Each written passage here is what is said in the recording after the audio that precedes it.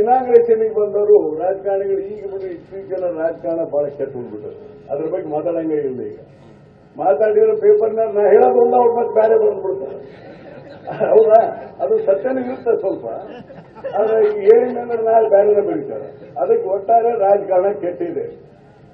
ರಾಜಕಾರಣದಲ್ಲಿ ಒಂದು ಪ್ರಾಮಾಣಿಕತೆ ಉಳಿದಿಲ್ಲ. ಅಂತಿಂತವ್ರು ಇಲೆಕ್ಷನ್ ನಿಲ್ಲಲಿಲ್ಲ. ಬಹಳ ಹಾಳಾಗಿದೆ. ಇದಕ್ಕೆ ಕಾರಣಗಳು ಬೇರೆ ಬೇರೆ ಇದ್ದಾವೆ. ಅದೇನೇ ಇರಲಿ, ಅದ್ರ ಜನ ಇನ್ನೂ ಚಲೋ ಅದ. ಜನ ಯಾರು ನಮ್ಗೆಂದೂ ಹಣ ಕೇಳಿಲ್ಲ, ಹಣ ಇಲ್ಲ ಅಂದ್ರೆ ನಾವಾಗಿ ಏನೇನೋ ಮಾಡ್ತಾ ಇದ್ದೀವಿ ಅಷ್ಟೇ. ಅದಕ್ಕೆ ಸಜ್ಜನ ರಾಜಕಾರಣಿಗಳು ಸಂಖ್ಯೆ ಕಮ್ಮಿ ಆಗ್ತಾ ಇದೆ.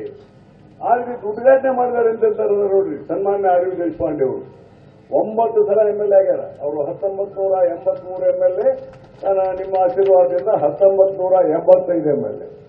ಸಿದ್ದರಾಮಯ್ಯನವರು 1983 MLA. HK Patil 1984 MLC 1984. ಆಮೇಲೆ ದೇಶಪಾಂಡೆ ಅವರು ಬಹಳ ಸಜ್ಜನರು, ವಿಚಾರವಂತರು ಮತ್ತು ಈ ರಾಜ್ಯಕ್ಕೆ ಅವ್ರದ್ದು ದೊಡ್ಡ ಕೊಡುಗೆ ಇದೆ, ಅವ್ರ ಪ್ರಾಮಾಣಿಕ. ಮತ್ತೆ HK ಪಾಟೀಲ್ ಬಗ್ಗೆ ಅವರು ಬಹಳ ಅಭಿಮಾನ. ಅದಕ್ಕೆ ಅವರು ಬರಲೇಬೇಕು ಅಂತ ಹೇಳಿದಾಗ ಅವರು ಒಪ್ಕೊಂಡು. ಅದಕ್ಕಿಂತ ಮುಖ್ಯ ಇನ್ನೊಬ್ಬ ನಮ್ಮ doctor Parameshwar is one of the quality minister in our cabinet. ವಿದ್ಯಾವಂತರು, ವಿಚಾರವಂತರು, ಅವ್ರಿಗೆ ಸಾಕಷ್ಟು ವಿಚಾರಗಳು ಗೊತ್ತಿದೆ ಮತ್ತು ನಿಷ್ಠೆಯಿಂದ ಕೆಲಸ ಮಾಡುವಂತ ವ್ಯಕ್ತಿತ್ವ ಇದೆ. ಸರಳ ಸಜ್ಜನ, ಯಾರಿಗೂ ಹಾರ್ಮ್ಫುಲ್ ಆಗಿ ಮಾತಾಡೋದಿಲ್ಲ. ಬಹಳ ಚೆನ್ನಾಗಿ ಈ ಭಾಗನ ಅರ್ಥ ಮಾಡಿಕೊಂಡಿದ್ದಾರೆ. ಅವ್ರಿಗೆ ಭವಿಷ್ಯ ಇದೆ ರಾಜಕೀಯದಲ್ಲಿ. ಯಾಕಂದ್ರೆ ಅವರು ಹಲವಾರು ಸಲ ಈಗ ಸೀನಿಯರ್ ಮಿನಿಸ್ಟರ್ ಆಗಿದ್ದಾರೆ. 1989ರಿಂದ MLA ಆಗಿದ್ದಾರೆ. ಅವರು ಪ್ರದೇಶ ಕಾಂಗ್ರೆಸ್ ಸಮಿತಿ ಅಧ್ಯಕ್ಷರಾಗಿ ಎಲ್ಲ ಅದಾರ.